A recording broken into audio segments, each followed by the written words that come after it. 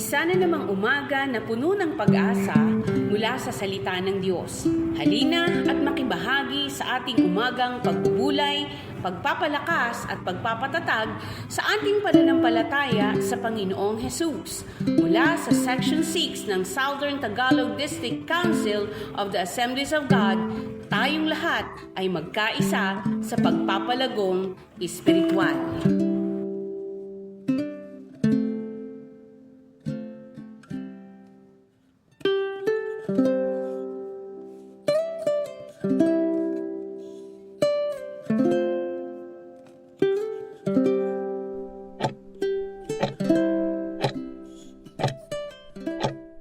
Praise God!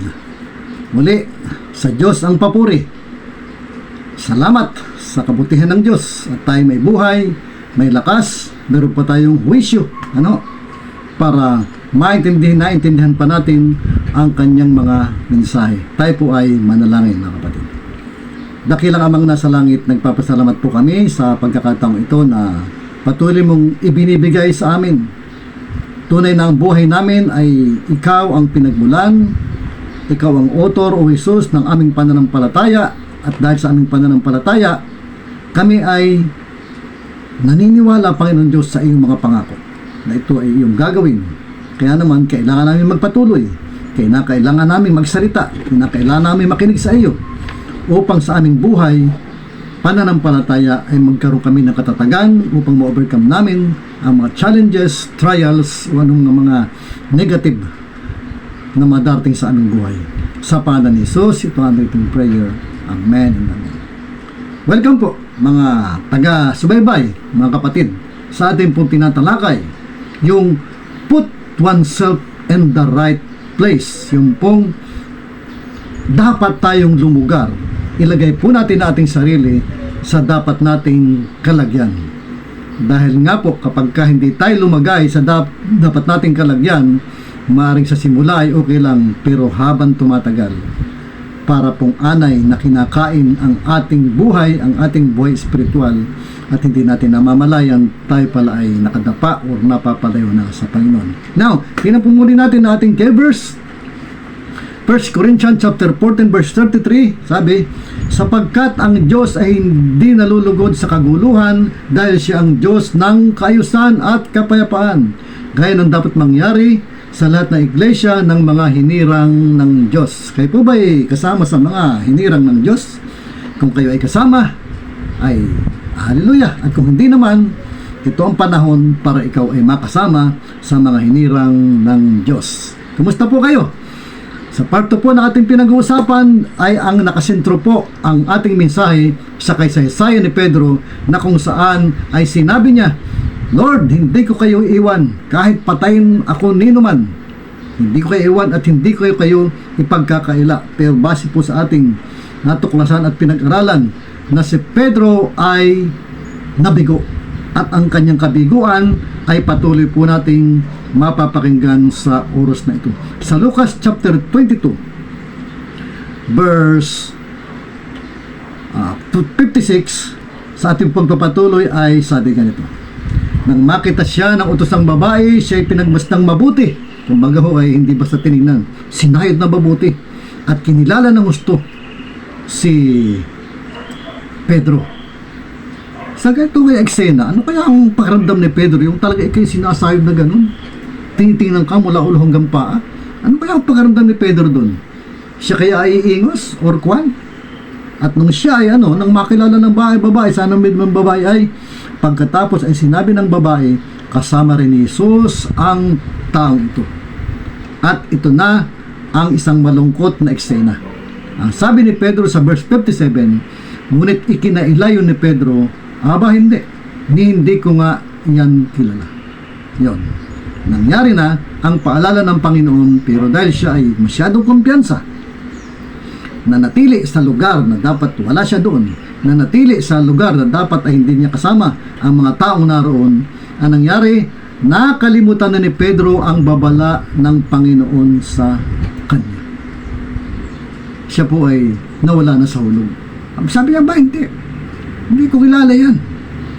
Siguro kung pwede pa kanya sabihin, nako, kahit ipagtanong nyo, Hindi ko kilala yan. Wala ko akong kinalaman dyan. Pero, yun o, namalagi si Pedro. At ang pang-apat, kung bakit nangyari, yun nga, nakalimutan na ni Pedro ang babala ng Panginoon. Siyempre, yung pong mga tao may takot na sa kanyang puso, may takot na pag-alala, at gusto nang isave ang kanyang sariling reputasyon, or di kaya mapaiwas siya sa kung naman ang consequences na pwede niyang maranasan. So, minsan ho ay nawawala na ho yung ating paninindigan, yung ating pananampalataya na si Jesus ang ating Panginoon tagapagligtas. Kung sakali kaya at dumating ang isang pag-uusig at papipiliin tayo kung anong gusto mo, billion pesos, million pesos, or ang iyong pananampalataya kay Jesus, i-deny mo ba siya or tatanggap ka ng isang malaking halaga? At minsan yung pagkakataon na mabalitaan tayo na yung mga kapwa natin misyonaryo, ibang church, kapatiran sa mga komunistang bansa at sa lugar ng mga antikristo, ay talagang hindi nila idinideny ang Panginoong Jesucristo. Minsan nga po ay nung po ako ay nasa Saudi noon, ay sabi ko, ano kaya mangyayari sa akin? Kapag dumating ang panahon na gusto mong mabuhay, idineny mo si Jesus. Kung gusto mong ibig sabihin, yun, kung gusto mong mabuhay pa, idineny mo si Jesus. Kung gusto mo nang mamatay, ay panindigan mo. Ayun po ay nung panahon na yun ay naisip ko rin yun, pero salamat po sa Panginoon at hindi dumating sa akin yung puntong ganun. Pero now, itong nangyari kay Pedro ay talaga namang kakaiba. Ikalima, na naging problema kay Pedro, na natili si Pedro sa gitna ng panganib na hindi niya namamalayan. Na siya ay wala na sa ayos. May panganib na. Kaya, ang sabi rito sa verse 58, pagkaraan ng ilang sandali, mayroon uling nakapansin sa kanya at siya ay tinanong, hindi ba't kasama ka rin nila? Ngunit sumagot siya, nagkakamali kayo, Ginoo. So, ibig sabihin, hindi na si Pedro ang nagsasalita para sa kanyang sarili. Hindi na siya yun. Alam natin na si Pedro ay nilukuban na ng takot. Na si Pedro ay wala na sa kanyang sarili. Dahil pinanindigan na si Pedro ay talagang in big trouble na. Kaya, dahil sa pananatili niya sa kanyang kinaroroonan. And verse yun ang pang-apat yun. And pang-lima, ay nanatili si Pedro, sabi sa verse 59 and 60, pagkalipas na may isang oras, iginiit naman ng isang naroon kasama nga ni Jesus ang taong ito sapagkat isa rin siyang taga Galilea. Ngayon, mayroon nang nagpatotoo. Mayroon nang nagsabi. Alam naman natin ng 2 o 3 saksi ay ino-honor ng korte. So, hindi na talaga makakatanggi si Pedro. Pero sabi ni Pedro sa verse 60, ngunit sumagot si Pedro, Ginoo, hindi ko nalalaman ang sinasabi ninyo. At pagkatapos noon, nagsasalita pa siya nang biglang may tumilaok na manok. Ano ang naging problema kay Pedro? Yung panahon na yun. Sabi, pagkalipas ng isang oras, iginiit naman ng isang naroroon. So, pag nasa ganung kalagayan tayo, si Pedro, matanong ko kayo, ano dapat niyang gawin ni Pedro? Siya nasa ganung senaryo na. Isang po ay tinanong ako, dapat hindi niya sinagot. Dapat na nahimik siya. Meron din hong tama doon. Sabi nga ay, less talk, less mistake, pero senaryong ito ay direktahan tanong. Dapat na ika nga ay deadmahin na lang niya. Pero hindi ho ganun. Dapat hong ginawa ni Pedro, siya ay umalis na. Alam siya nasa panganib, akalain mo, umabot pa lang isang oras. Ano nangyari? Nakilala na naman siya ng isa. Kaya tayo, kapag tayo ay hindi natin maiwasan na tayo nasa isang lugar na talagang malalagay tayo sa alanganin at nakaramdam tayo ng panganib, tayo po ay umalis-alis na. At yak na ang diablo ay gagawa ng paraan yan kapag nakita lalo niya na tayo ay nawawala na sa ayos.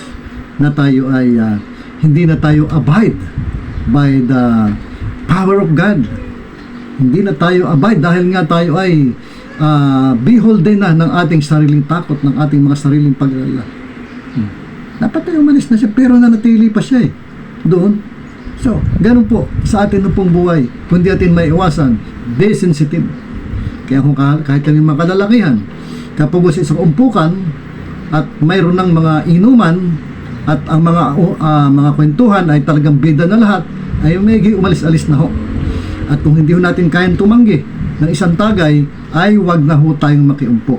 Sa mga kababaihan din, sa mga kwentuhang wala sa ayos at puro intriga at mga gusip na hindi natin kapupulutan ng mga gandang mga usapan na walang kapakipakinabang, ay tayo po huwag na maglagi dyan. Tayo umalis-alis na ho dyan. At baka mami maging kasangkapan din tayo ng mga kwentong pagdating ng oras ay ma-involve tayo sa barangay dahil pag tayo sa pinagmula ng mga source, ganyan, etc. Ay sa buhay po ng isang mananampalataya ay dapat ay walang space ang mga ganyan isa na. Umalis po tayo. Kaya sabi sa verse 60, ngunit sumagot si Pedro, Ginoo, hindi ko nalalaman ang sinasabi nyo. Nagsasalita pa sila nang biglang tumilaok ang manok. Tingnan ho nangyari. At ito pa ho, sa kabila na eksena nangyari kay Pedro, hindi po ito lingid sa Panginoon. In verse 61, lumingon ang Panginoon at tumingin kay Pedro at naalala ni Pedro ang sinabi ng Panginoon bago tumilaok ang manok sa araw na ito ay 3 beses mo akong ikakaila. Nakita ng Panginoon ang kabigoan ni Pedro. Nakita ni Pedro ang Panginoon na tumingin sa kanya. Maaring nagkaroon pa sila ng eye contact ng panahon na yun. At kahit hindi man sila nag-uusap ng may wika, ng may boses, nag-uusap ang kanilang mga mata. Siguro sabi ng Panginoon, pinaalala ko na sa inyo. 3 beses mo ako ipagkakaila. Pero nanindigan ka, sabi mo hindi. Pero ano nangyari ngayon? So, yun po. Nawa po mga kapatid, ay tayo po'y mag-isip-isip. Tingnan po natin. At ano nangyari? Verse 62, lumabas si Pedro at umiyak ng buong pait. Masaklap po yun pag sinabing buong pait, ito'y buong kabiguan, buong sakit. Yan. Talaga ito'y taghoy. Talagang ito'y iyak na maaaring hindi malakas. Pero yung hikbi ni Pedro at napakalaking kalungkot at kabiguan ay kanyang naranasan. So yun po. Bakit? Dahil si Pedro ay nawala. Hindi dapat naroon siya sa lugar na dapat niyang kalagyan. Amen po. Salamat po sa Panginoon at tayo po'y magpapatuloy sa karugtong pa po ng mensaheng ito na ating tinatalakay. Prayer po tayo. Salamat Panginoong Diyos sa oras na ito na kami ay patuloy mong tinuturuan na kami ay hindi dapat maging kumpiyansa. Dapat ay hindi namin kalimutan ng iyong mga paalala at babala na dapat kami ay maging sensitive kapag kami ay nakaramdam na ng panganib sa aming paligid. Dapat po kami magdesisyon kung ano dapat namin gawin. Kung makompromise ang aming pananampalataya, kami umalis na rito. Dahil alam namin, Panginoong Diyos, na nakita mo ang aming kalagayan, kamukha ni Pedro. Habang siya ay nasa proseso ng kanyang kabiguan, ito ay hindi lingid sa iyo. Kaya Panginoon, kami po ay nakikiusap sa iyo. Huwag mong pahintulad, Panginoong Diyos, na dahil sa kawalang ingat namin, ay ang aming pananampalataya ay makompromise. Salamat Lord, pinupuri ka namin sa pangalan ni Jesus. Ito ating prayer. Amen. Salamat sa Panginoon at ating po sundan ang part 3 ng ating pong tinatalakay, Put Oneself in the Right Place. To God be the glory.